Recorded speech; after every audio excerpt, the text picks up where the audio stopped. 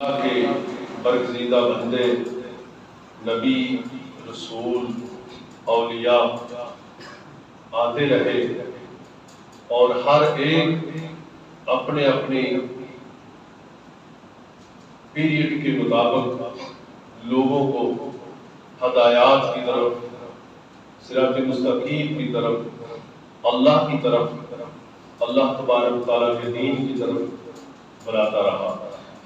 سب نے بلایا، لیکن جو سید الانبیاء، کریم آقا، محسن کائنات، فخر کائنات جناب محمد رسول اللہ صلی اللہ علیہ وسلم کی ذات پاک نے جو تبلیغ فرمائی، جو کرم فرمایا اس امت پہ، بلکہ اس پوری کائنات پہ، وہ کسی اور کے حصے میں نہ آ سکا۔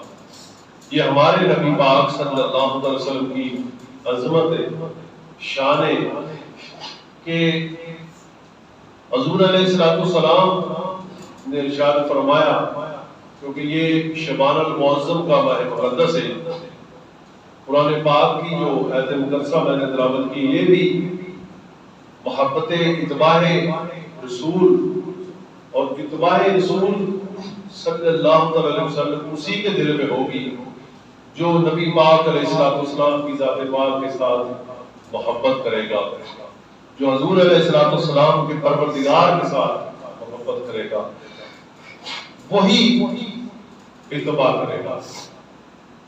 تو جیسے کہ یہ شبان کا ماہ مقدس ہے، تقریباً یہ آخری عشرہ شروع ہو چکا ہے، اور ہم سب کو یہ علم ہے کہ ماہ رمضان المبارک کا ماہ مقدس وہ قریب تر، لمحہ بلمحہ قریب آ رہا ہے، اور ہم سب کے مقدر جگانے کے لیے، ہم سب کی بگڑی بنانے کے لیے اللہ تبارک تعالیٰ نے یہ ماہ مقدس ہمارے لیے بنایا کہ میرے حبیب کے غلام، میرے محبوب کے امتی اس ماہ مقدس میں میری عبادت کر کے، توبہ استغفار کر کے، قرآن کی تلاوت کر کے، شب بیداری کر کے، قیام اللیل کر کے میری رضا کو پالے، میری رضا کو حاصل کر لے۔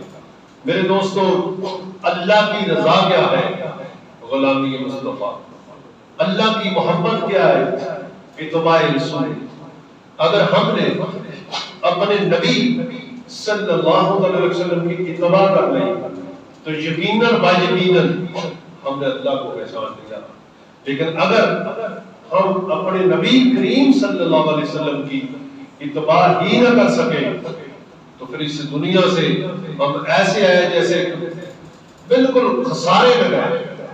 تو اس دنیا کا میں کامیابی کا راہ، اس دنیا سے اچھے طریقے کے ساتھ دنیا بسر کر جانے کا نام یہ صرف اور صرف یہ ہے کہ نبی پاک علیہ السلام کی غلامی کی ہے۔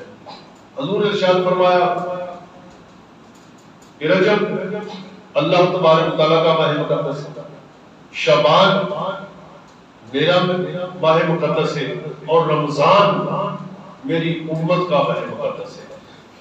اب یہ سوال بنتا ہے کہ اللہ کریم تو ہر چیز کا مالک ہے، کیا شعبان اور رمضان کا مالک نہیں ہے؟ مالک تو ان مہینوں کا بھی ہے، یہ بھی اللہ کے مہینے ہیں، مگر رسول اللہ صلی اللہ علیہ وسلم نے اس طرح تو فرمایا، اور بعض مفسرین فرماتے ہیں کہ شعبان المعظم کے اندر درود پاک کے پڑھنے کے لیے حکم آیا، قرآن نازل ہوا، قرآن میں اللہ کریم نے حکم فرمایا، اس لیے یہ حضور کا ماہ مقدس ٹھہرا، اور رمضان کے اندر نبی پاک علیہ السلام کی گناہگار امت کی بخشش کا مہینہ ہے، اس لیے وہ اسے حضور نے فرمایا کہ یہ میری امت کا ماہ ہے۔ اس لیے مفسرین اکرام ضرور فرماتے ہیں کہ دوستو، ماہ رجب المرجب یہ اللہ کا مہینہ ہے، اور یہ فصل بیجنے کا مہینہ ہے، اور شعبان تیار ہونے کا مہینہ ہے، اور رمضان کاٹنے کا مہینہ ہے۔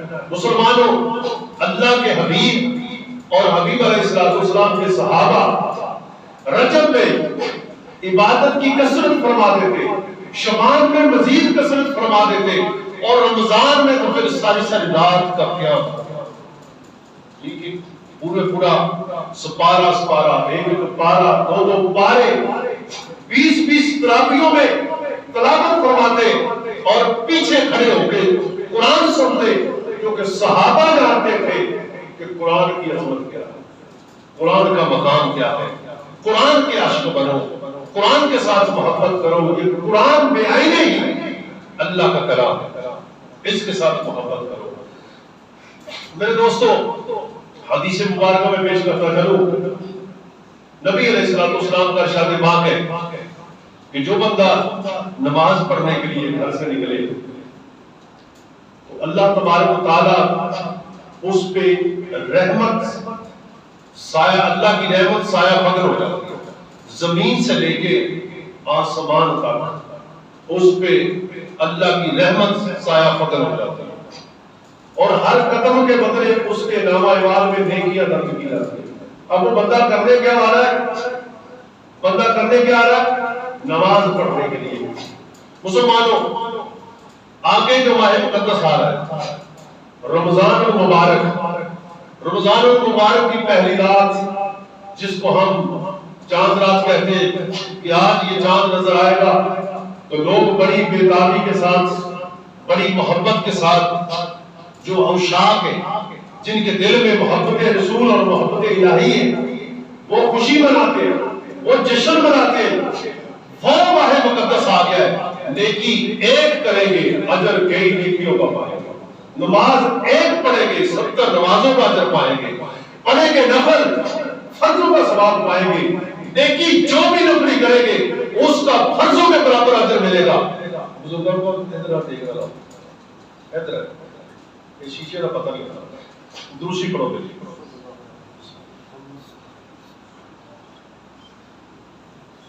میرے دوستوں، رمضان المبارک کا چاند نظر آتا ہے نبی پاک علیہ السلام، کیونکہ میں یہ جانتا ہوں کہ ہم رمضان کے آنے سے پہلے رمضان کی تیاری کریں، ہمیں رمضان برڈن محسوس نہ ہو، ہمیں مشکل محسوس نہ ہو، بلکہ چوں رمضان کے روزے کی بھوک لگے، پیاس لگے، ہماری روح مچل اٹھے، ہمارا عشق مچل اٹھے بے آئینے ہی۔ اسی لیے حضور علیہ السلام نے فرمایا کہ جب بندہ روزہ رکھے اور اسے بھوک ستائے، اسے پیاس ستائے، اس کے پیٹ میں بھوک سے درد محسوس ہو، تو نبیوں کے تاجدار فرماتے وہ مقام اس بندہ مومن کا اتنا بلند مقام ہو جاتا ہے کہ جناب اس کے جسم کا لو، اس کے جسم کا ہر ایک اعضا اللہ کی تسبیح کرنے میں مشغول ہو جاتا ہے، باقی دنوں میں نہیں، صرف رمضان میں۔ میرے دوستو، میرے نبی علیہ السلام نے ارشاد فرمایا رمضان المعظم کا چاند نظر آتا ہے تو عرش کے نیچے سے، عرش سے، اللہ کی بارگاہ سے ایک ہوا چلتی ہے، ہوا چلتی ہے، وہ ہوا جنت کی چراگاہوں سے، جنت کی سبزوں سے، جنت کے باغات سے ہوتی ہوئی ایسی ایک مہک پیدا کر دیتی ہے کہ جناب جنت کی حوریں، جنت کے ملائکہ بیدار ہو جاتے ہیں، پوچھتی ہیں حوریں کہ آج یہ ہوا کیسی ہے، آج یہ کھنکھناہٹ کیسی ہے، آج یہ کیسی خوشبو ہے، تو جناب بتانے والا بتاتا ہے کہ آج امت محمدیہ کے لیے اللہ تبارک و تعالیٰ نے رحمت کا مہینہ سایہ فگن فرما دیا ہے، آج ماہ رمضان المبارک شروع ہو چکا ہے۔ میرے دوستو، وہ مقام عرش کے نیچے، وہ مقام جس مقام کا نام حضرت القدوس ہے، اس مقام پہ نمازیں پڑھنا، تسبیح کرنا، ذکر ذکار کرنا ہر چیز سے بڑھ کر ہے۔ اللہ کے فرشتے بہت بلند پائے کہ جو جن کے مرتبے وہ اس مقام پہ اللہ کی عبادت فرماتے ہیں، تسبیح کرتے ہیں۔ مسلمانوں، جب رمضان کا چاند نظر آتا ہے وہ فرشتے عرش الہی کو چھوڑتے ہیں، حضرت القدوس کو چھوڑتے ہیں، اللہ کی بارگاہ میں حاضر ہوتے ہیں کہ اے پروردگار عالم ہمیں اجازت عطا فرمائی جائے۔ مسلمانوں اپنی عظمت دیکھے، اپنا مقام دیکھے کہ سید الانبیاء کے صدقے تمہیں رب نے کتنی عزت عطا فرمائی ہے۔ وہ نوری ملائکہ، وہ فلک پہ بسنے والے، وہ عرش پہ رہنے والے، وہ لامقام پہ، وہ حضرت القدوس پہ رہنے والے، وہ اللہ کی تسبیح ہم وقت کرنے والے، وہ فرشتے عرض کرتے ہیں کہ پروردگار عالم ہمیں اجازت عطا فرمائے۔ رب پوچھتا ہے فرشتوں کیسی اجازت؟ فرشتے عرض کرتے ہیں کہ اے رب دو جہاں، اے پروردگار عالم آج امت محمدیہ کے لیے رمضان المبارک کا چاند نظر آ چکا ہے، ماہ مبارک رمضان المبارک کی یکم ہو چکی ہے، فرشتوں تم کیا چاہتے ہو؟ تو فرشتے عرض کرتے ہیں کہ رب ذوالجلال ہمیں اجازت دے، ہم تیرے محبوب کے غلاموں کے ساتھ جا کے کھڑے ہو کے عبادت کرنا چاہتے ہیں۔ میرے نبی فرماتے ہیں وہ آ کے راتوں کو قیام اللیل کے اندر جو ہم تراویح پڑھتے ہیں یا ویسے صلاۃ و تسبیح پڑھتے ہیں یا قیام اللیل کرتے ہیں، وہ مسلمانوں کی صفوں میں آ کے کھڑے ہو جاتے ہیں۔ میرے نبی فرماتے ہیں کہ جس نمازی کے کندھے کے ساتھ فرشتے کا کندھا لگ گیا، اللہ کریم اس پہ جہنم کی آگ حرام فرما دیتا ہے۔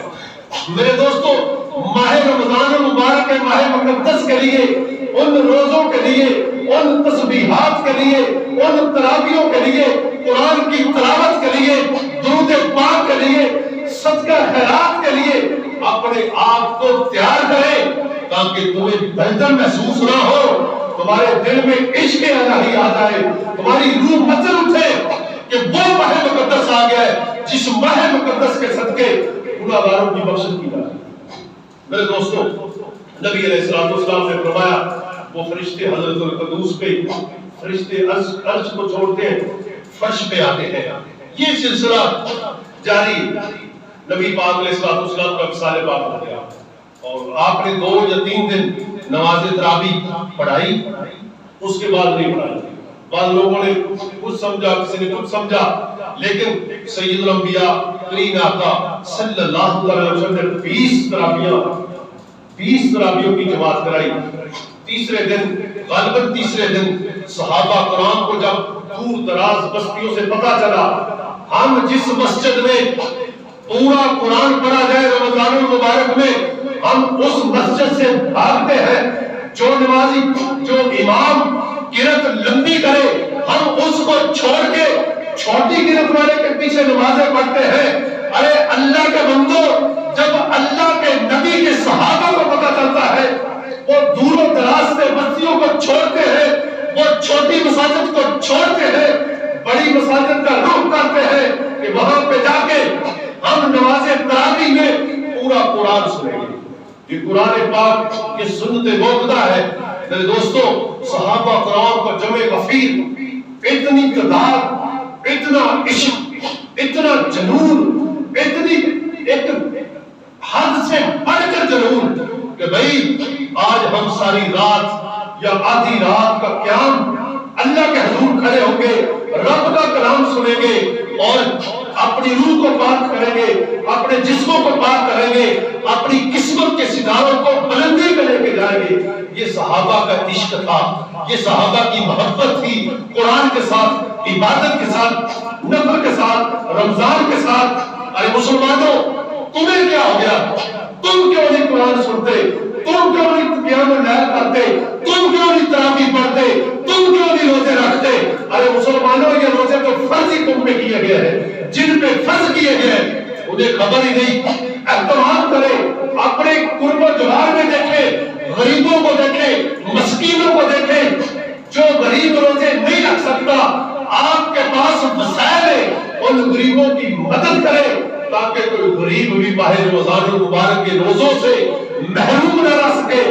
میرے دوستوں یہ برکتوں والا مہینہ ہے، یہ عظمتوں والا مہینہ ہے، آ رہا ہے۔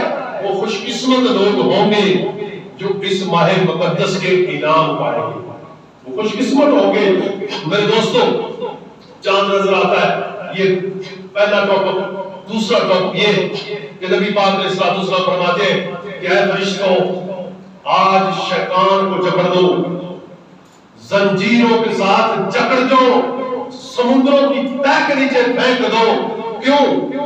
پوری دنیا کے شیاطین کو جکڑ دیا جاتا ہے۔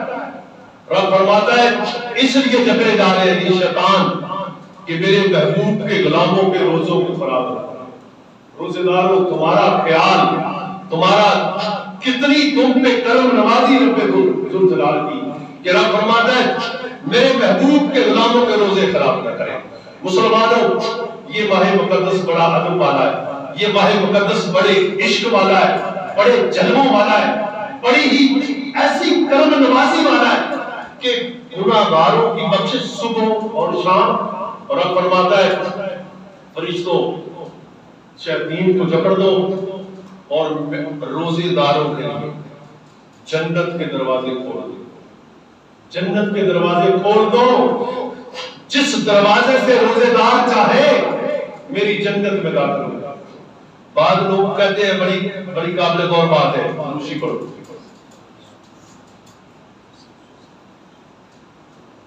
فلاں بندہ مر گیا، ماہ رمضان المبارک کے مہینے میں مر گیا، کون ہو گیا؟ بابا کیا بات ہے، کتنی قسمت والا، کتنی قسمت والا، بھی ماہ رمضان کا مہینہ آ گیا اس کے لیے۔ بھائی دیکھیں ماہ کو قسمت والا تو تب ہوگا نا کہ اگر روزے سے موت آئے گی تو، اگر روزے رکھتا ہی نہیں تو یہ تو پوچھا جائے گا کہ اے مرنے والے، اے آنے والے، کیا تو نے رمضان نہ پایا؟ کیا وجوہات تھی کہ تو نے روزہ نہ رکھا؟ کیا پرابلم تھی کہ تو نے تراویح نہ پڑھی؟ کیا پرابلم تھی کہ تو نے قرآن نہ پڑھا؟ کیا پرابلم تھی کہ تو میرے گھر میں آ کے کبھی آیا ہی نہ؟ کیا پرابلم تھی؟ کس لیے؟ وہ تو جکڑا جائے گا۔ تو میرے دوستوں اس کے لیے یہ موت مسرت کی موت ہے، اس کے لیے یہ موت رجب کی موت ہے جس نے رکھا بھی روزہ ہو اور حالت روزہ میں وہ اپنے پروردگار کی بارگاہ میں سے روح نکل جیسے جسم سے، تو میرے دوستوں اس کا روزہ جنت میں جا کے افطار کرایا جائے۔ اگر روزے کے ساتھ اسے موت آ جائے تو اس کا روزہ جنت میں افطار کرایا جائے۔ اس کی دلیل میں دیتا ہوں، جب سیدنا عثمان غنی رضی اللہ عنہ کو شہید کیا گیا، جمعہ کا دن تھا، تو رات کو نبی پاک علیہ الصلوۃ والسلام ملے خواب میں، فرمایا عثمان صبح روزہ رکھ لینا، صبح روزہ رکھ لینا، افطاری میرے پاس آ کے کرنا۔ تو میرے دوستو یہ روزے داروں کے لیے برکت ہے، جو روزے رکھے گا نہیں وہ مر جائے وہ تو بڑا بدقسمت ہے کہ ماہ رمضان المبارک کا مہینہ بھی پایا اور وہ بخشش بھی نہ پا سکا۔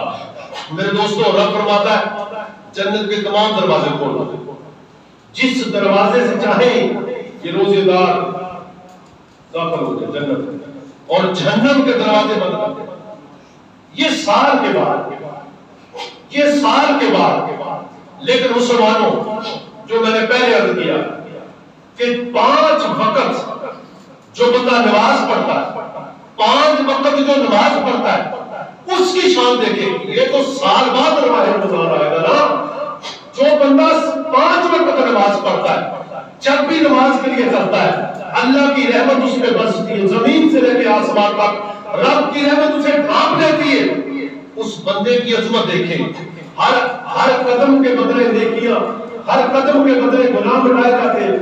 اور جب وہ نماز کے لیے وضو کرتا ہے تو میرے دوستو اس کے ہاتھ کی ہتھیلی کو پانی کا قطرہ بعد میں ٹچ کرتا ہے، اللہ کریم اس کی بخشش کا اعلان پہلے فرماتا ہے کہ اے میرے فرشتوں اس بندے کو میں نے بخش دیا۔ اب کیا کیا؟ ابھی نماز نہیں پڑھی، ابھی مسجد میں داخل نہیں ہوا، مسجد میں انٹر نہیں ہوا، ابھی تو وضو کرنے لگا اور 4 فرشتے عرش سے آتے ہیں نور کی چادر لے کر اس بندہ مومن پہ جو نماز کے لیے وضو کرے اس پہ آ کے وہ نور کی چادر کا سایہ کر دیتے ہیں تاکہ یہ وضو کرنے والے کے وضو کے اندر بھی شیطان داخل نہ ہو سکے۔ علماء کرام فرماتے ہیں کہ وضو کے دوران گفتگو نہ کرو، جب تم ایک بات کرتے ہو تو ایک فرشتہ چھوڑ دیتا ہے چادر کی، 2 باتیں کرتے ہو دوسرا، پھر تیسرا، پھر چوتھا، اس لیے جب وضو کرو تو بسم اللہ شریف سے شروع کر کے پورا سنت طریقہ جو ہے اس کو مکمل کرو، اور تاکہ رب ذوالجلال کی طرف سے جو آپ کے لیے انعام آیا وہ آپ پا سکیں۔ میرے دوستوں، اب بخشش تو اس کی پہلے وضو کے دوران ہی، اب وہ مسجد میں آ گیا، جب مسجد میں نماز پڑھنے والا جب مسجد میں آیا تو میرے دوستوں ابھی تکبیر اولا وہ پڑھتا ہے، جب 4 رکعت یا 2 رکعت یا 3 رکعت نماز فرض کی نیت کرتا ہے، ابھی اللہ اکبر کرتا ہے، اللہ اعلان فرماتا ہے میرے فرشتوں اس میرے بندے کے لیے جنت کے دروازے کھول دو، جس نے میری عبادت کے لیے جو کھڑا ہوا ہے جنت کے دروازے کھول دو۔ مسلمانوں، 1 سال کے بعد تم مسجدوں کو بھرو گے، 1 سال کے بعد مسجدوں میں افطاری کرو گے، 1 سال کے بعد مسجدوں میں آ کے پانی کرو گے، پیو گے۔ میرے دوستو، یہ تو سال کے بعد بخشش کا ثواب ہے۔ میرے دوستو، رب تو 5 وقت اپنے بندوں پہ انعام فرماتا ہے، جو بھی 5 وقت کی نماز جب بھی پڑھنے آتا ہے رب فرماتا ہے میرے فرشتوں اس کو میں نے بخش دیا، اس کو بخش دیا۔ اور جب بھی جس نماز کے لیے بھی ہو اللہ اکبر کرتا ہے تو اللہ فرماتا ہے فرشتوں اس کے لیے جنت کے دروازے کھولو۔ اس لیے میرے دوستو، رمضان سے بھی بڑھ کر 5 وقت کی نماز کی فضیلت ہے کہ رب قدوس آپ کے لیے انعام فرماتا ہے۔ اس لیے مسلمانوں، نماز جمعہ یا نماز فرض پنجگانہ اس کو اتنے عشق اور محبت کے ساتھ ادا کیا کریں کہ آپ کے پروردگار نے آپ پہ کرم فرمانا ہے، آپ کی قسمت کو تبدیل کرنا ہے۔ اس لیے مسلمانوں، اہتمام کیا کرو، خوشی کے ساتھ، جشن کے ساتھ جمعے کا اس طرح اہتمام کرو کہ جناب پتا چلے لوگوں کو کہ یہ مسلمان ہے، یہ مسلمان ہے۔ آج اچھے کپڑے پہنے ہیں، اگر نئے نہیں تو دھلے پہنے ہیں، خوشبو لگائیے، بڑا اہتمام کیا ہے۔ چھوٹے چھوٹے بچے خوبصورت کپڑے پہن کر، چھوٹے چھوٹے بچوں کے سروں پہ ٹوپیاں امامے پہن کر جب وہ گلیوں میں چلتے ہیں تو رب کے فرشتے بھی رشک کرتے ہیں کہ چھوٹے چھوٹے بچے کدھر جا رہے ہیں، یہ جمعہ پڑھنے کے لیے جا رہے ہیں۔ تو مسلمانوں، اس قوم پہ کتنا رب کرم فرماتا ہے کہ جو ماہ رمضان المبارک کا ماہ مقدس پاتا ہے اور ہر ایک دفعہ اس نے سبحان اللہ کہا تو اس کو اس دوسرے ماہ مقدس کے مد مقابل 70 مرتبہ سبحان اللہ کہنے کا ہے۔ ایک مرتبہ درود، یہ حدیث پاکی تشریح ہے، ایک مرتبہ درود پاک پڑھا تو 70 مرتبہ۔ اور میرے دوستوں، جو بندہ فرض پڑھے تو 70 فرضوں کا ثواب، جو بندہ نفل پڑھے اور نفلی عبادت جو ہے وہ فرضوں کے مقابل برابر۔ تو مسلمانوں، ایسا ماہ مقدس آ رہا ہے کہ اس کے لیے اپنے آپ کو تیار کریں، ارادہ کریں، یار شاید کہ موت مہلت نہ دے، شاید موت مہلت نہ دے، موت آ جائے۔ آپ ارادہ کر لیں کہ میں جناب رمضان المبارک میں قیام اللیل کروں گا، ساری رات قیام کروں گا۔ حدیث پاک میں آتا ہے جب روزے دار، رات کو قیام کرنے والا، تلاوت قرآن پاک کرنے والا جب دنیا سے جائے گا تو کبھی اس کی بخشش کے لیے قرآن آ جائے گا، کبھی اس کی بخشش کے لیے اس کا رکوع آ جائے گا، کبھی اس کی بخشش کے لیے اس کا سجدہ آ جائے گا، کبھی اس کا قیام آ جائے گا، کبھی قرآن آ جائے گا، تو کبھی رمضان آ جائے گا۔ میرے دوستو، جو عبادت کرے گا تو اس کی بخشش کے لیے قرآن آئے گا۔ یہ ساری رات مجھے تلاوت کرتا تھا، اے اللہ کریم یہ مجھ سے محبت کرتا تھا، یہ میرے ساتھ پیار کرتا تھا، کلام تو میں تیرا تھا لیکن جاری میں اس کی زبان سے ہوتا تھا، اللہ کریم اس کو میرے لیے بخش دیا۔ تو اس بندے کی عظمت کیا ہوگی جس کی بخشش کی سفارش رب کا قرآن کرے گا؟ اس بندے کی شان کیا ہوگی جس کی بخشش کی سفارش روزہ کرے گا؟ اس بندے کی بخشش کی شان کیا ہوگی جس کی بخشش کی سفارش اس کا سجدہ کرے گا، اس کی رکوع کرے گا، اس کا قیام اللیل کرے گا، اس کا صدقہ کرے گا، اس کی خیرات کرے گی، جو وہ نیکی کرے گا اللہ کے لیے، میرے دوستوں وہی نیکی اس کے لیے ذریعہ نجات ہے۔ اس لیے ماہ رمضان المبارک کے ماہ مقدس کے لیے اپنے آپ کو تیار اپنے کی ٹریننگ کرنی شروع کر دیں تاکہ ہمیں رمضان المبارک کے ماہ مکینے کے اندر تکلیف محسوس نہ ہو، کوئی بھجن محسوس نہ ہو۔ تو میرے دوستو، میں عرض کر رہا تھا قرآن پاک وہ فرشتے جو حضرت القدوس کو چھوڑ کر زمین پہ آتے ہیں، جب حضور کا وصال پاک ہوا نا، 3 دن آپ نے تراویح کے لیے، تیسرے دن غالباً یا چوتھے دن صحابہ کرام کا جمع غفیر تھا کہ آج حضور کے پیچھے نماز تراویح پڑھیں گے، لیکن حضور باہر نہیں آئے۔ ہم مسجد سے دور جاتے ہیں لیکن نبی کے صحابہ مسجد چھوڑ کے، جناب جب اتنا شوق عبادت کا، چھوٹی چھوٹی کینکریاں پکڑ کے، چھوٹی چھوٹی کینکریاں پکڑ کے حضور کے دروازے پہ ایسے گزارتے کہ سرکار آرام تو نہیں فرما رہے، باہر آ جائیں اور ہمیں نماز تراویح پڑھائیں، ہمیں نماز تراویح میں قرآن سنائیں اور ہم قرآن سنیں، رب کا کلام سنیں۔ تو صحابہ کی کیفیت ساری رات صحابہ نے بیٹھ کے گزاری اور صبح فجر کے وقت میرے کریم آقا آئے، فرمایا اے میرے صحابہ، میں آپ کی کیفیات سے واقف تھا، تمہارے عشق سے واقف تھا، میں تمہارے جنون سے واقف تھا، میرے صحابہ اگر میں آج رات کو باہر آ جاتا تو رب نے یہ 20 کی 20 فرق فرما دی۔ دیکھیں اپنے غلاموں پہ کتنی کریم، کتنا کرم فرماتے ہیں، کریم لاجپال، کہ میرے غلام یہ 20 تراویح نہیں پڑھ سکیں گے، ہر روز نہیں پڑھ سکیں گے۔ اس لیے حضور نے اپنے صحابہ کی کیفیات کو اگنور کیا، اپنے مارے غلاموں کو یاد رکھا کہ کملیوں اگر حضور اس رات پڑھ لیتے پھر یہ فرض ہو جاتی ہر روز پڑھنے کے لیے۔ تو میرے کریم نے کتنی کرم نوازی فرمائی، اتنے لجپال کی، پھر بھی آپ نماز سنت کو ادا نہ کریں تو پھر بڑے افسوس کی بات۔ اس لیے اپنے نبی کی الفت، اپنے نبی کی محبت اپنے سینوں میں بسائیں تاکہ آپ کو نماز پڑھنے میں مشکل پیدا نہ ہو، روزہ رکھنے میں مشکل پیدا نہ ہو، نماز تراویح پڑھنے میں مشکل پیدا نہ ہو، قرآن پڑھنے میں مشکل پیدا نہ ہو، نماز پڑھنے میں مشکل پیدا نہ ہو۔ میرے دوستو، یہ ماہ مقدس اتنا برکتوں والا، اتنا رحمتوں والا آ رہا ہے، اس کے لیے اپنے آپ کو تیار کریں۔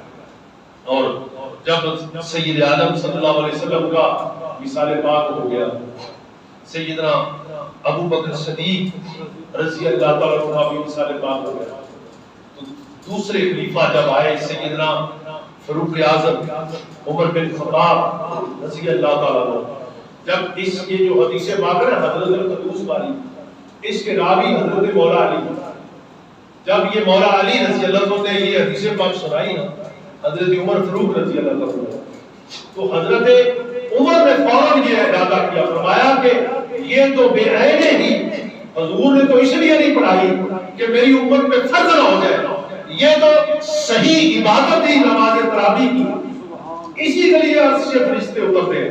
تو سیدنا فاروق اعظم نے فرمایا کہ آج کے بعد نماز تراویح باجماعت ادا کی، اور 20 تراویحوں کی جماعت دو کر کے سیدنا فاروق اعظم نے شروع کرائی۔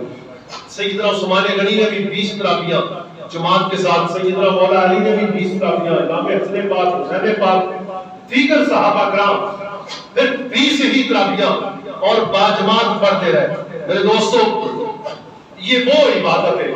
جب سیدنا عمر نے یہ سنا حضرت مولا علی کی زبان پاک سے، تو سیدنا عمر فاروق رضی اللہ عنہ نے فرمایا یہ تو خاص نماز تراویح کے لیے، اس لیے آج کے بعد نماز تراویح پڑھی جائے گی، باجماعت پڑھی جائے گی۔ یعنی دور صدیقی تو سے بعد سیدنا فاروقی دور میں آگے سیدنا فاروق اعظم نے نماز تراویح باجماعت ادا کرنا شروع فرما دی۔ اس لیے میرے دوستو، یہ جب سیدنا فاروق اعظم کو پتا چلا کہ عرش سے فرشتے آتے ہیں زمین پہ کیا کر رہے ہیں، کہ رسول اللہ کے غلاموں کے ساتھ کھڑے ہو کے نماز پڑھنے اور قرآن سن رہے ہیں۔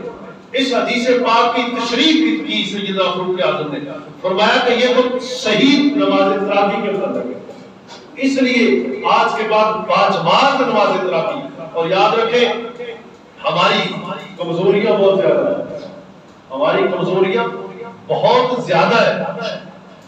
ایک قصبہ ہے نا، ایک بستی ہے، ایک جہاں پہ جمعہ پڑھا جائے، اس میں 3 مسجدیں یا 4 مسجدیں، یاد رکھو ایک مسجد میں ختم قرآن کرنا سنت موقدہ ہے، ایک مسجد میں ختم قرآن کرنا سنت موقدہ ہے۔ لیکن ہماری حالت کیا ہے؟ ہم تو بڑی صورتیں اگر پڑھ دے رہا امام صاحب تو دوسرے دن بندے چھاڑ، تیسرے دن چھاڑ، چوتھے دن چھاڑ، 5ویں دن چھاڑ۔ یار وہ دیکھیں حدیث پاک ہے، اگر بندہ قیام میں کھڑا ہو یا نماز تراویح میں نیند آ جائے، نبی پاک علیہ السلام فرماتے ہیں کہ جب بندہ مومن اللہ کی عبادت کے لیے کھڑا ہو، جب سجدے میں جائے، جب رکوع میں جائے، تو جب دوران سجدہ اسے اونگ آ جائے، وہ سو جائے، تو حضور فرماتے ہیں کہ اس کا سر تو زمین پہ رکھ کو سجدہ کرتا ہے، اس کی روح عرش الہی پہ جا کے رب کو سجدہ کرتا ہے۔ یہ اس بندے کا مقام ہے۔ اس لیے حدیث پاک میں فرمایا کہ الصلاۃ مراۃ المومن، نماز مومن کی مراد ہے۔ اور اگر نماز میں، نماز تراویح میں یا قیام اللیل میں یا صلاۃ التسبیح میں آپ تنہا بھی کھڑے ہوں تو میرے دوستو رات کو روزہ رکھیں اور صبح آرام کریں۔ اپنے نبی پاک علیہ السلام کے غلام صحابہ پتہ کیا فرماتے تھے؟ حضور فرماتے تھے کہ ماہ رمضان المبارک میں اپنے ملازموں پہ مشقت کم کر، اپنے غلاموں سے مشقت کم لیا کرو، کام ہلکا کرایا کرو کہ آپ کے کام کی وجہ سے کہیں وہ روزہ نہ چھوڑے۔ ٹھیک ہے، اس لیے غلام کے بھی حقوق ہیں، یعنی ملازم جو ہے ملازم کے بھی حقوق ہیں۔ اگر آپ کی مزدوری کی وجہ سے مشقت اتنی شدت کی آپ کرائیں، اس وجہ سے آپ کے ملازم نے روزہ نہ رکھا تو آپ کیا جواب دیں؟ اس لیے یہ برکت والا ماہ مقدس آ رہا ہے، یہ رحمت والا ماہ مقدس آ رہا ہے، اس میں برکت ہی برکت ہے، کوئی بھوکا نہیں مرے گا۔ ہر کسی، اگر کوئی کسی کے پاس میں ملازم ہے اس کو کہے کہ بیٹا پہلے تم اتنا کام کرتے تھے اب ہلکا کر دو، روزہ اسے اچھی روٹی دے، اچھا کھانا دے، تاکہ اس کا روزہ بھی اس کے روزے کا بھی آپ ہو جائے۔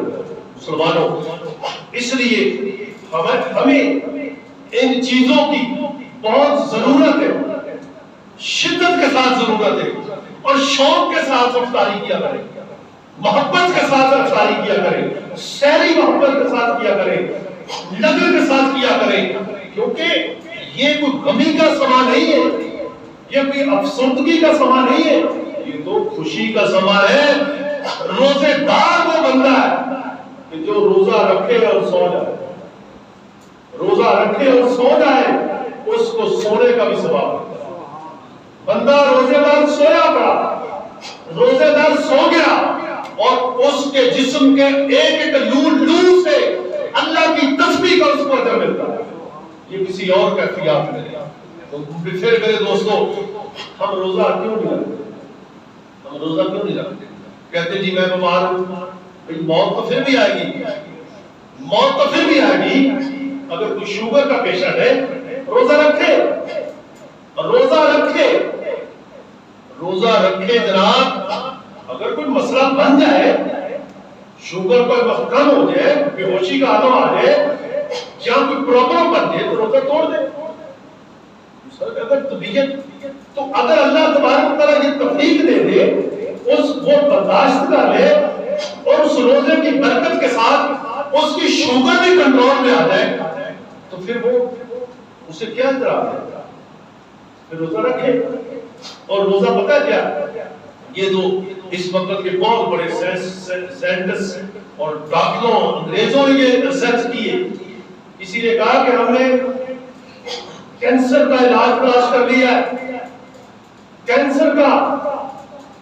ڈاکٹروں نے کہا بھی کیا ہے کینسر کا علاج؟ کہنے لگا کہ بندہ سال ایک سال میں تقریباً 20-25 دن کے راؤنڈ باؤنڈ بندہ بھوکا رہے، اور اس کے باڈی کے اندر جتنے کینسر کے جراثیم ہوتے ہیں، اس کے جسم کا جتنا اندر گلا سڑا حصہ ہوتا ہے، وہ روزے کی برکت کے ساتھ وہ شفا پا جاتا ہے۔ اس نے کہا کہ کینسر کا سب سے بیسٹ علاج یہ ہے کہ جناب بندہ روزہ رکھے، ہیپاٹائٹس سی کے مریض روزہ رکھے۔ ہیپاٹائٹس سی کی پہلی ایک کنڈیشن ہے کینسر کی، جو ہیپاٹائٹس سی آج پانی کی وجہ سے تقریباً 90% لوگوں کو ہو چکا ہے، اور الحمدللہ مجھے بھی تھا، لیکن اللہ نے کرم فرمایا، میں نے کبھی ٹیسٹ نہیں کرایا، ایک دفعہ ٹیسٹ کرایا تھا، مسئلہ بنا تو میں اس کے بعد ٹیسٹ نہیں کرایا۔ کہ جس دن بابا جی پاک کا وصال پاک ہوا تو آپ کو خون دینے گئے، تو میں نے اپنا خون ٹیسٹ کرایا آپ کو خون دینے کے لیے، تو الحمدللہ میرا خون کا ٹیسٹ بالکل کلیئر ہے، ٹھیک ہے۔ اس لیے میرے دوستو، ماہ رمضان المبارک کا مہینہ گزر بھی جائے تو کوشش کیا کریں کہ 2-3 روزے ہر مہینے میں رکھ لیا کریں، یہ برکت کا سبب ہے، یہ اللہ کی رحمت کا سبب ہے۔ تو یہ کینسر کا علاج ہے، اور یہ پھر روحانی جو کمزوری ہے نا ہمیں، ان کا علاج ہے۔ بندے دیکھیں، آپ دیکھیں نبی پاک علیہ السلام کا ارشاد پاک ہے کہ 2 وقت بندے کی دعا قبول ہونے کے 2 وقت ہیں۔ کون سے؟ ایک صبح، ایک شام۔ صبح کا کیوں؟ صبح بھی بندہ عاجز سا، مسکین سا، بڑا رات کو اٹھا تھکا، اس وقت جب وہ سحری کرتا ہے، سحری کرنے والوں پہ اللہ اور اللہ کے فرشتے درود و سلام بھیجتے ہیں، اور وہ ہر آپ کھانا کھاتے ہیں، ہر کھانا ایک غذا بن گئی، لگا گیا، لیکن روزے والی غذا کو رب کریم کل قیامت کو بھی ثابت کرے گا کہ جو آپ نے روزے کے لیے کھایا وہ کھانا بھی رب ضائع نہیں کرے گا۔ اب اس کی نسبت، اس روٹی کی نسبت، اس کھانے کی نسبت روزے کے ساتھ۔ تو میرے دوستو، جب کھانا نہیں ختم ہوگا تو وہ بندہ کیسے ختم ہوگا جو سال کے اندر کم سے کم 3 دن روزے رکھے یا ایک ماہ کو ضروری روزے رکھے؟ اس بندے کے وجود کو کیسے مٹی کھائے گی؟ اس بندے کے جسم کو کیسے کنسل آئے گی کہ جس کے جسم کے اندر روزے کی مہک رہی ہے؟ اس لیے میرے دوستو، افسردہ نہ ہو، پریشان نہ ہو، خوشی کرے کہ وہ ماہ مقدس آ رہا ہے کہ جس کے ہزاروں کی تعداد، بعد روایتوں میں آتا ہے بنی کلبہ کی بکریوں کے والوں کی تعداد کے برابر رب صبح سردی کے وقت گناہگاروں کو بخشتا ہے۔ رمضان المبارک میں صبح سردی کے وقت، اور اسی طرح ہی شام کو پورا ماہ مقدس صبح اور شام لاکھوں یا لاکھ لوگوں، وہ لوگ جن پہ جہنم فرض ہو چکی ہے، وہ توبہ کی غرض سے آ گئے، انہوں نے توبہ کر لی ماہ مقدس کے اندر، ماہ رمضان المقدس کے اندر، تو رب قدوس ان کو معاف فرما دیتا ہے، ان کے لیے جنت کے دروازے کھول دیتا ہے۔ اور میرے دوستو، یہ صبح و شام لاتعداد جہنمی جہنم سے آزاد کیے جاتے ہیں، اور جب چاند رات آتی ہے، آخری رات، جو ہماری بچیاں، ہماری بیٹیاں، ہماری بہنیں، ہماری بیویاں، ہماری عورتیں، ہمارے نوجوان بچے اس رات کو بازاروں میں، بے حیائی میں، بے غیرتی میں، فحاشی میں، بے غیرتی میں بسر کر دیتے ہیں۔ رب کے حبیب فرماتے ہیں پورے ماہ رمضان المبارک کے جہنمیوں کی تعداد کے برابر رب اس رات کو جہنمیوں کو بخش دیتا ہے اور جنت عطا فرما دیتا ہے۔ میرے دوستو، اس چاند رات کو شیطانیت میں نہ جایا کریں، بازاروں میں نہ جایا کریں۔ میرے نبی نے فرمایا اللہ کے نزدیک دنیا کے اندر سب سے بری جگہ بازار ہے۔ کیونکہ وہاں پہ شیطان یہ خرید و فروخت، یہ دھوکہ، یہ فرار، یہ سب چیزیں بازار میں، اور حضور نے فرمایا جب بازار میں جاؤ تو جلدی نکل جائے، بازار میں جلدی نکل جایا کرو، اور اگر کسی بندے کو مسجد میں سکون نہ آئے تو بازار میں ہے تو وہ اپنے ایمان کی فکر، اس میں مکمل شیطان کا کنٹرول ہے۔ مسجد میں جب بھی آپ نماز پڑھنے آئے تو سلام پھرنے کے بعد دعا مانگنے کے بعد فوراً نہ اٹھا کریں۔ میرے دوستو، آپ کی روح کلین کو پکڑے کہ یار بیٹھ جا، آپ کو سکون آئے، آپ اپنا قیام چاہے 1 منٹ کا بڑھائیں، ضرور بڑھائیں، آپ اپنے آپ کو تکلیف میں محسوس کریں کہ میں مسجد کو چھوڑ کے جا رہا ہوں۔ میرے نبی نے فرمایا مومن مسجد کے اندر اس طرح ہے، مومن کو مسجد کے ساتھ محبت ہے، اور محبت مچھلی کو پانی کے ساتھ ہے، مچھلی پانی سے نکل جائے تو مرتا ہے، اور بندہ مومن بھی اسی طرح ہے کہ جب وہ مسجد میں آتا ہے تو اس طرح اس کا ایمان زندہ ہو جاتا ہے کہ وہ کہتا ہے کہ میں دل کرتا میں سب نیک کام کروں، لیکن جب وہ مسجد کے قیام سے ہٹ کے چھوڑ کے جاتا ہے مسجد کو تو پھر اس کا ایمان اس طرح مردہ ہو جاتا ہے جیسے پانی سے مچھلی نکلتی ہے۔ اس لیے اپنے ایمان کو تازگی بخشے، اپنے ایمان کو زندگی بخشے، اور اپنے رب کا قرب حاصل کریں، اور اپنے نبی پہ درود و سلام کی کثرت کیا کریں۔ مسلمانوں، اللہ نے روزے کن پہ فرض کیے؟ کن پہ فرض کیے؟ نماز کن پہ فرض کیے؟ قرآن پاک کن کے لیے پڑھنے کے لیے آیا؟ کتنے لوگ ہیں ہمارے جو قرآن پڑھتے ہیں؟ پتہ نہیں کتنے ہم۔ پھر ہر گھر میں ہر بندہ، ہر عورت پریشان ہے۔ بھئی پریشان تو ہوں گے، دیکھیں یہ بار بار ان کے وقت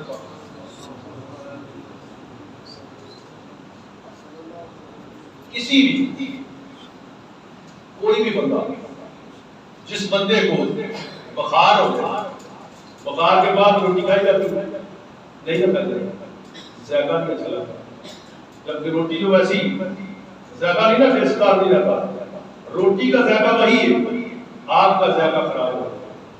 اگر آپ کو نماز میں سکون نہیں نہ ملتا تو آپ نے ایک بیماری، وہ روح کی بیماری، آپ کو مسجد میں دل نہیں نہ لگ رہا، آپ ایک بیماری، اس کا علاج کریں، قیام کو بڑھائیں، نفلی عبادت بڑھائیں، نماز کو بڑے اچھے طریقے کے ساتھ پڑھیں، اچھی طرح سے وضو کریں۔ تو یہی چیزیں سیکھنے کی ہے، اپنے اندر کی یہ جو پھرتی ہے نا کہ سلام پھیرا جمعہ کا کوئی اس کے بعد دوسری نماز پڑھتا کوئی نہیں پڑھتا، ایسے دوڑتے جیسے مسجد میں کسی نے بم چلا دیا، اور اگر مسجد میں بم بھی چل جائے تو مسجد میں موت شہادت کی موت، مسجد میں موت شہادت کی موت ہے۔ تو میرے دوستو، بندے کا خون کا ایک ایک قطرہ مسجد کی زمین جو ہے وہ شہادت دے گی کل قیامت۔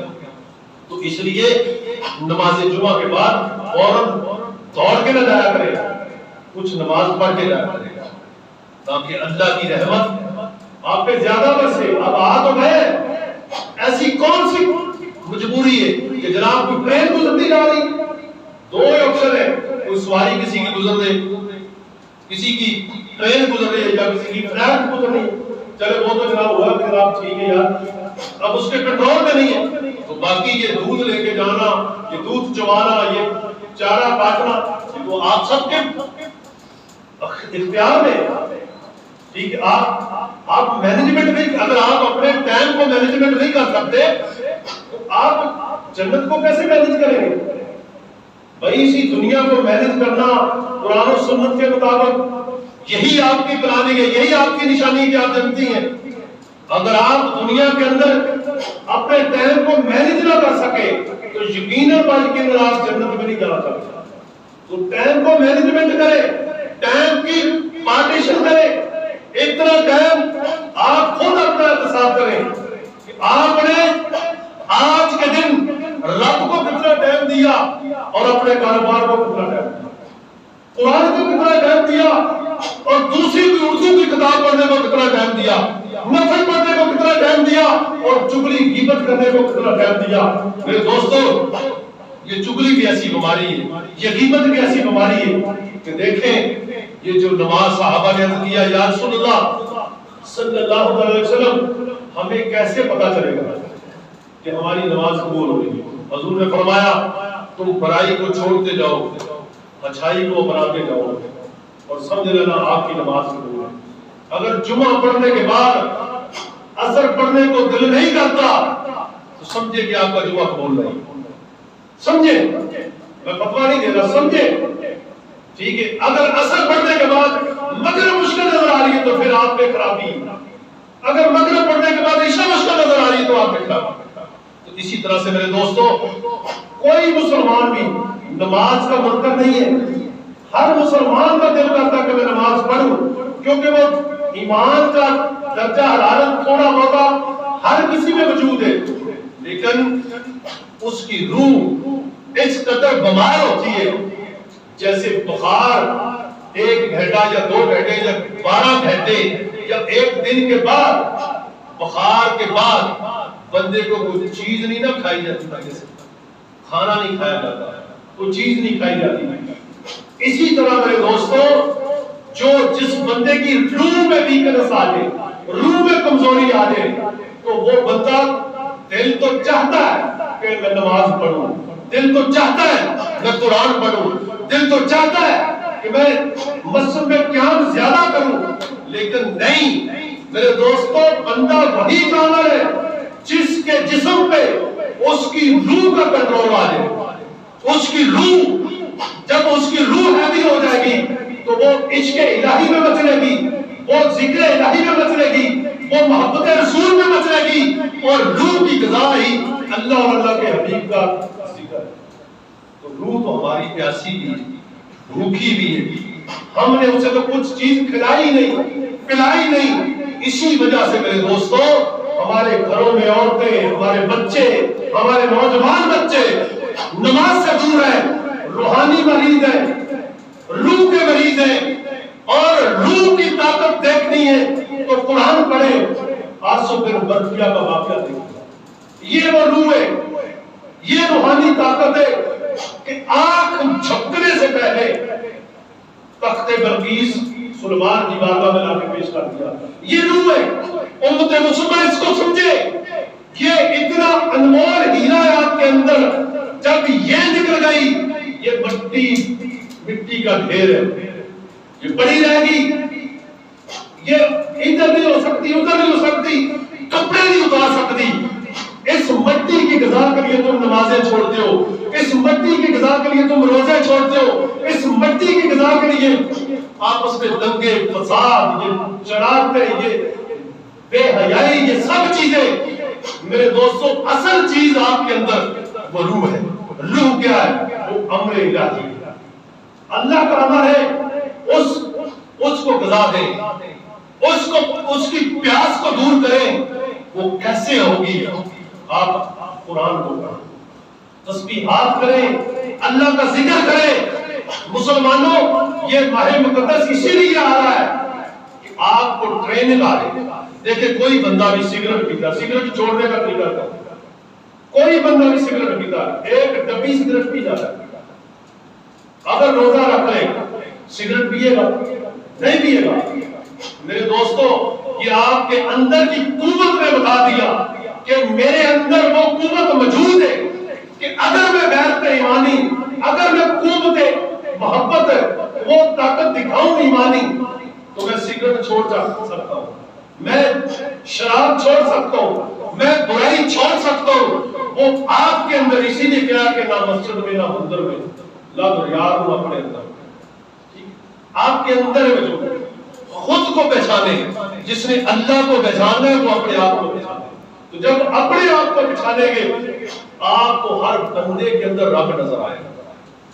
بندہ تو بندہ رہ گیا میرے دوستو، آپ کسی فصل کے اپنی کنارے پہ جا کے کھڑے ہو جائے، اس فصل کے رنگوں کو دیکھیں، آپ کو اللہ کی جگہ پر نظر آئے۔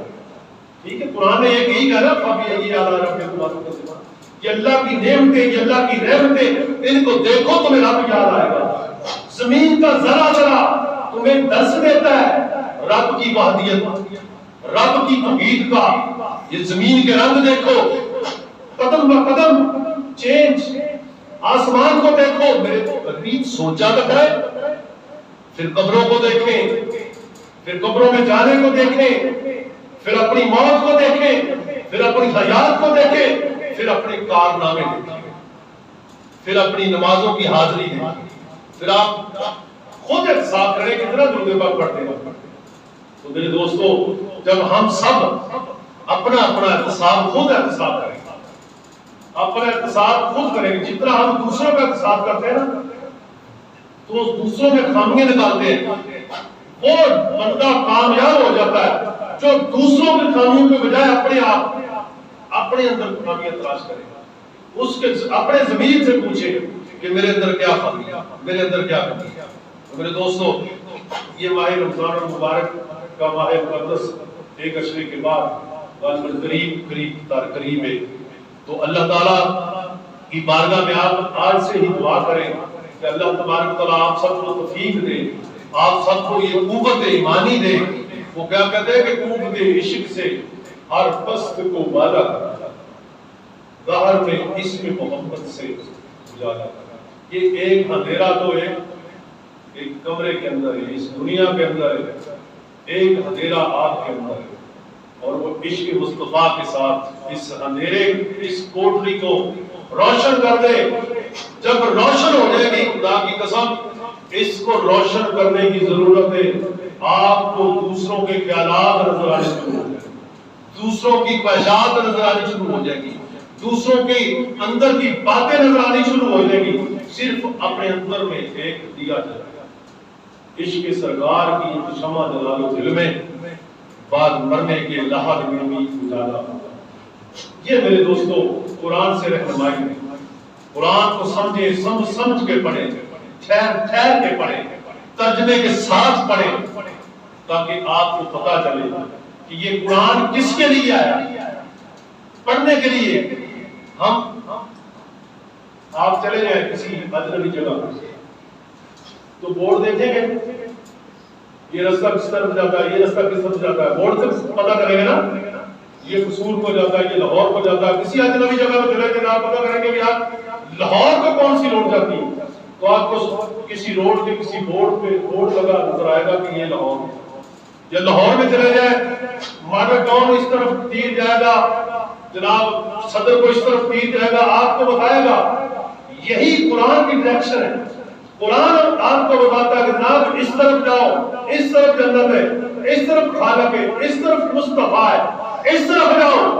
اور قرآن سے ہم ڈائریکشن نہیں لے رہے، قرآن سے ہم معلومات نہیں لے رہے، پھر کہتے جناب ہم پریشان ہیں، ہم بھوکے، ہم پیاسے، ہمارے بچے نماز نہیں پڑھتے، ہمارے بچے ہمارے بیان نہیں مانتے۔ میرے دوستو، جب یہ چیزیں اپنے اندر پیدا کریں، آپ اپنے رب کی مانیں تو انشاءاللہ تعالیٰ آپ اللہ کی مانیں۔ اللہ تعالیٰ کی جو بندہ مانے، اللہ تعالیٰ تو کتوں بلوں کو اس کا تابع دار بنا دیتا ہے۔ ٹھیک ہے، ایک میں واقعہ سنا دوں، درود پاک پڑھو۔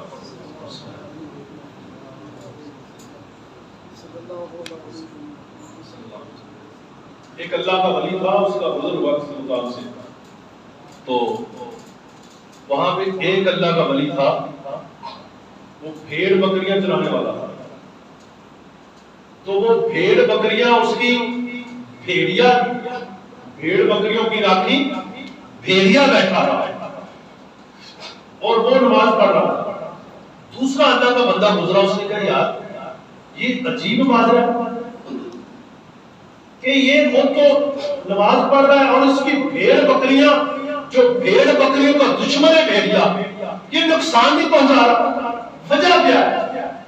بیٹھ گیا۔ جب وہ قیام سے فارغ ہوا، پوچھا، سلام کیا، جا کے وہ نماز پڑھنے والے بزرگ نے پوچھا بھی کوئی پانی شانی کچھ یہ فرمایا بھی ہاں۔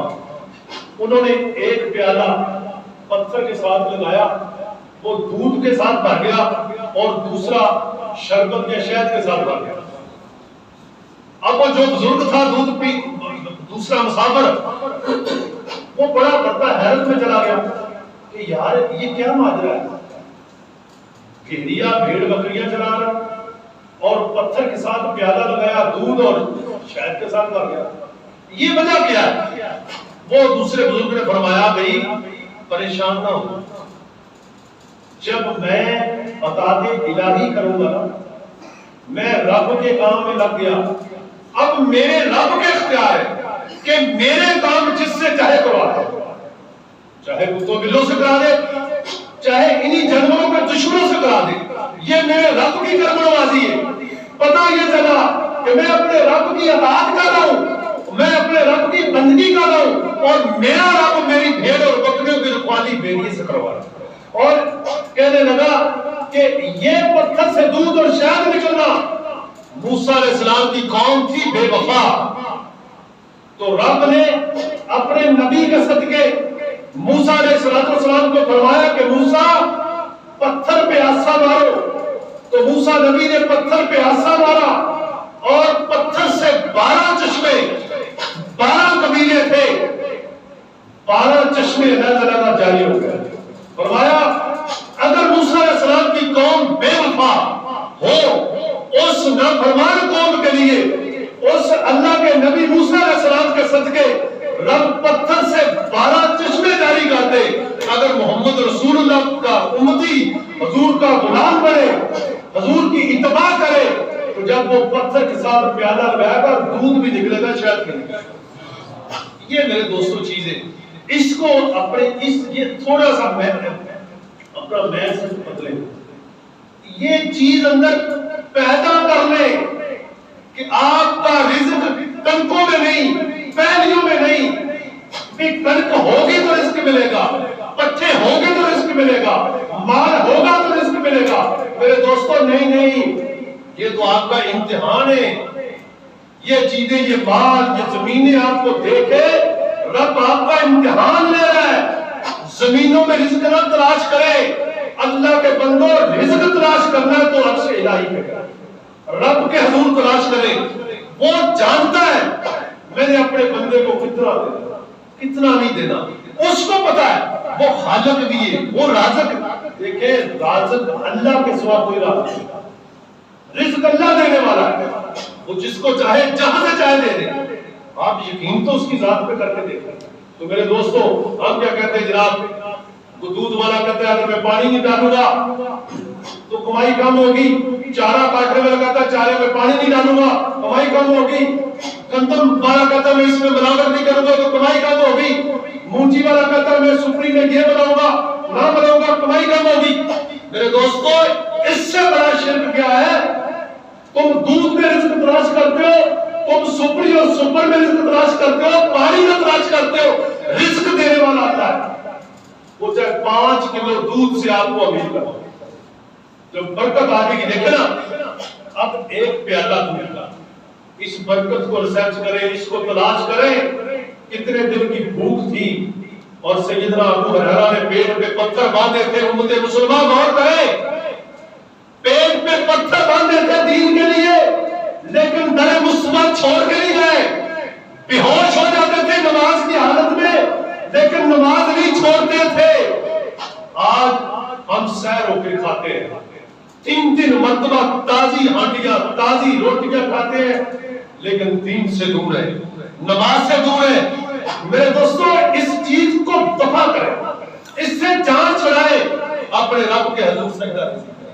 تو میرے دوستوں یہ چیز جب ہم پیدا کر لیں گے تو جناب بندہ وہ سیدنا ابو ہریرہ رضی اللہ عنہ کا جو واقعہ ہے، آپ نے جب پیٹ پہ پتھر باندھا تھا، دیکھیں ہم کہتے ہیں سرکار کی کتنی شان ہے.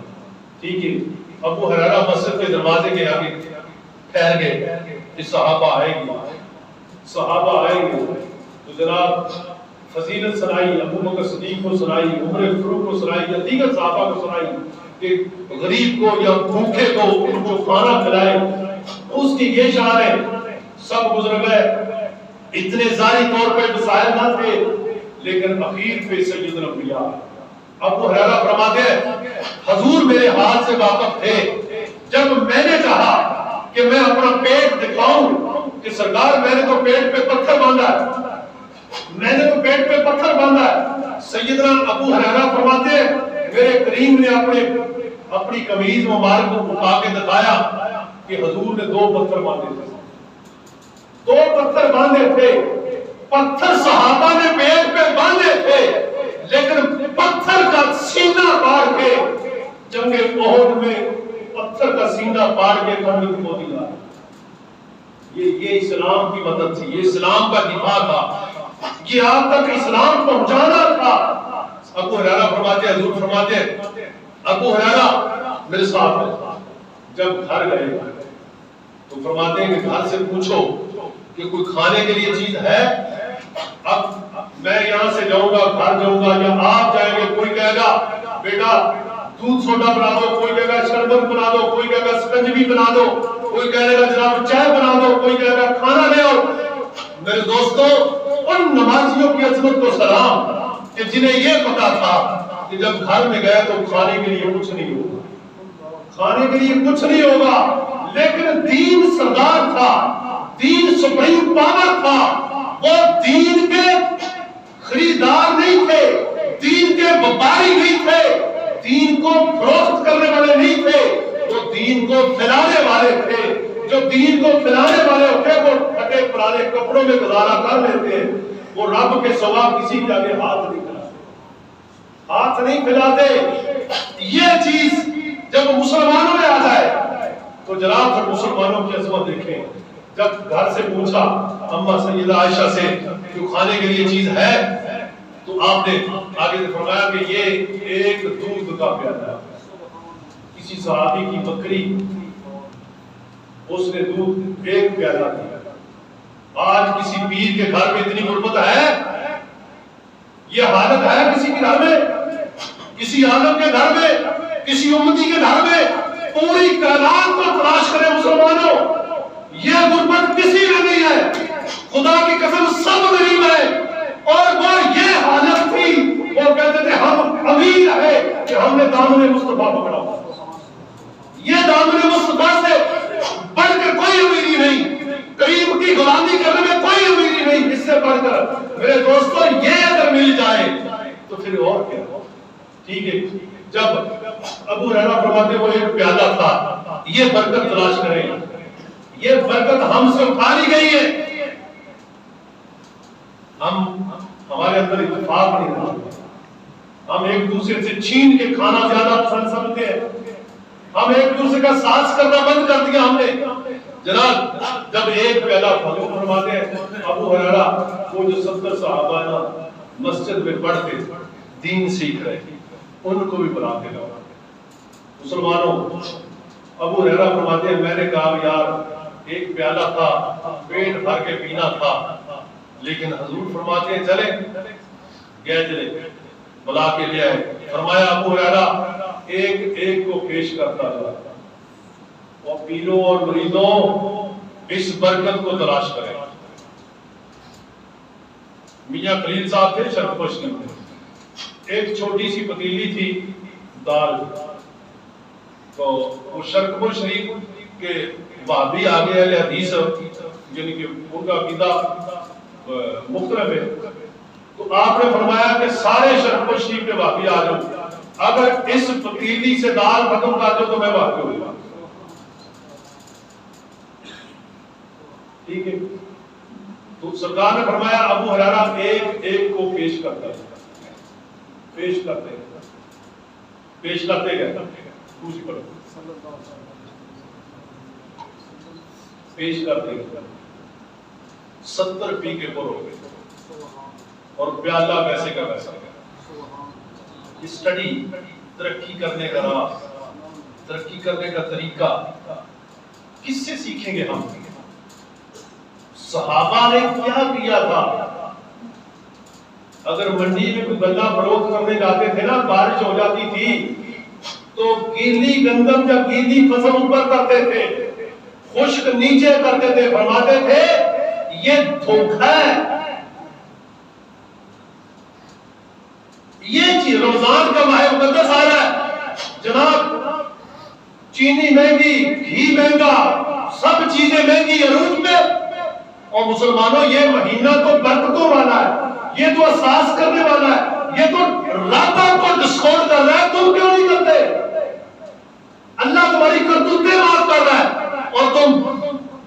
طرف جا رہے ہیں. ٹھیک ہے. ابو ہریرہ فرماتے ہیں سب نے پی لیا, اب ہم دو تھے. حضور نے فرمایا ابو ہریرہ اب ہم دو باقی. فرمایا میں نے عرض کیا یا رسول اللہ آپ پہلے نوش فرمائے. فرمایا نہیں پہلے آپ پیے.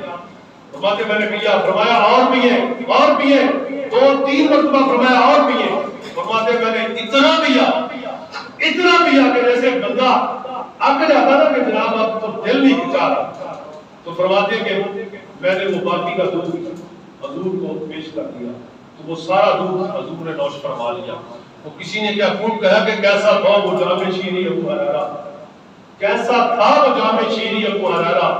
70 پی کے جس کو پر ہو گئے اور پھر بھی وہ پیسے کا پیسہ تھا.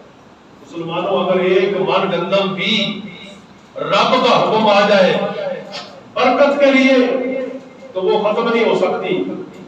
ٹھیک ہے. ٹائم دسنا کی بات 2 بجے اسی طرح اپنی زندگی کا ٹائم نہ کرنا. ٹھیک ہے. مجھے نہیں پتا چلا کہ ٹائم کتنا چلا گیا لیکن ٹائم ختم ہو گیا. میرے دوستو اسی طرح ہم سب کا ٹائم زندگی کا ختم ہو گیا. تو خدا کے لیے اچھے کام کرے, دین کی طرف آ جائے, دین کی طرف آ جائے. میں ویڈیو بند کر